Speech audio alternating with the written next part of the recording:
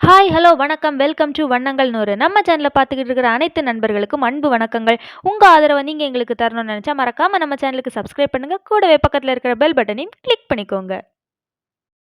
இன்னைக்கு நாம் பார்க்க போகிறது வீட்டிலேயே எப்படி ரொம்பவே ஈஸியாக சிம்பிளாக பீட்சா செய்கிறதுன்னு தாங்க. பீட்சா செய்கிறதுக்கு முதல்ல அரை கப் அளவுக்கு தண்ணீர் எடுத்துக்கோங்க.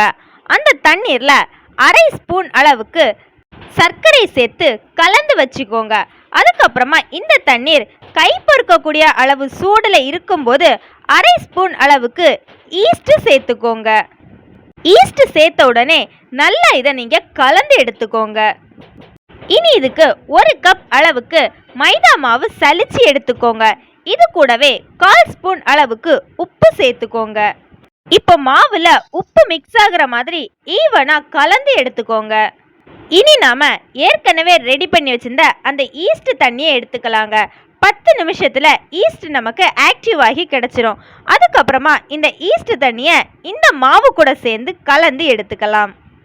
முதல்ல நாம இந்த மாவை பிசைஞ்சு எடுக்கும்போது கையில கொஞ்சமா ஒட்டுங்க. ஆனா நம்ம கலந்து எடுத்துட்டே இருக்கும்போது இது சரியான பதத்துக்கு வந்துடும். நம்ம நல்லா அழுத்தம் கொடுத்து பிசைஞ்சு எடுக்கணுங்க. மாவை இந்த மாதிரி பதத்துக்கு நல்லா பிசைஞ்சு எடுத்துக்கோங்க. இப்போ அதில் 1 ஸ்பூன் அளவுக்கு ஆயில் சேர்த்துக்கலாம். நாம் ஆயில் அப்ளை பண்ணாதாங்க மாவு காயாமல் இருக்கும். இனி இதை 1 மணி நேரத்துலேருந்து 2 மணி நேரம் வரைக்கும் அப்படியே நாம் ஊற வச்சு எடுத்துக்கலாம்.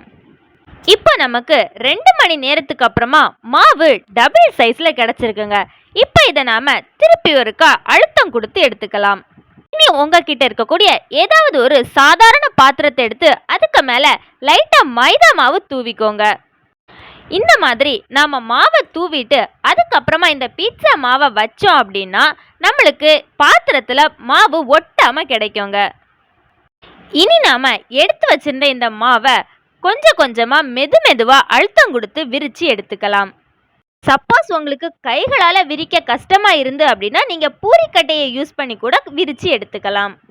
மாவை நீங்கள் ரொம்ப திக்காமல் இல்லாமல் ரொம்ப நைஸாகவும் இல்லாமல் மீடியமான அளவுக்கு விரித்து எடுத்துக்கோங்க. ரொம்ப தடிமன மாவு எடுத்தீங்க அப்படின்னா மாவு உள்ள வேகாதுங்க.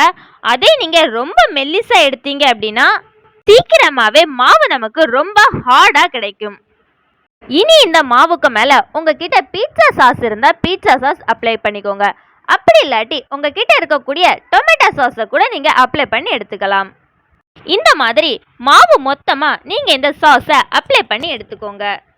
இனி இதுல நாம டாப்பிங்ஸ் வைக்கிறதுக்காக பாதி உள்ளிய ஸ்லைஸ் பண்ணி எடுத்திருக்கோம். கூடவே பாதி அளவு குடைமிளகாயும் கொஞ்சமா சிக்கனும் செஞ்சு எடுத்திருக்கோம்.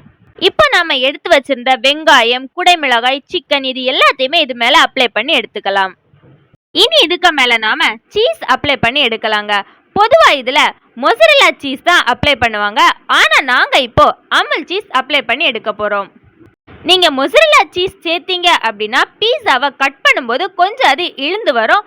ஆனால் அமுல் சீஸில் அந்த மாதிரி வராது. இனி உங்களுக்கு சீஸ் எந்த அளவு சேர்க்கறது பிடிக்குமோ அந்த அளவுக்கு நீங்கள் சீஸை துருவியோ அல்லது ஸ்லைஸாவோ சேர்த்துக்கோங்க. இனி சீஸ் எல்லாமே அப்ளை பண்ணி முடிச்சதுக்கு அப்புறமா காரத்துக்காக கொஞ்சமாக இதுக்கு மேலே சில்லி ஃப்ளேக்ஸ் அப்ளை பண்ணி எடுத்துக்கலாம். இந்த சில்லி ஃப்ளேக்ஸ் வீட்லேயே பண்ணது தாங்க. ஒரு 4 காய்ந்த வற்றலை எடுத்து மிக்சியில் போட்டு பவுடர் பண்ணி எடுத்திருக்கோம். இனி நாம் அவனை 10 நிமிஷம் 200 டிகிரி செல்சியஸ் அளவில் ப்ரீஹீட் பண்ணி வைக்கணுங்க. ப்ரீஹீட் பண்ணதுக்கு அப்புறமா 200 டிகிரி செல்சியஸ்லேயே 10 நிமிஷம் அளவுக்கு வேக வச்சு எடுத்தால் போதுங்க.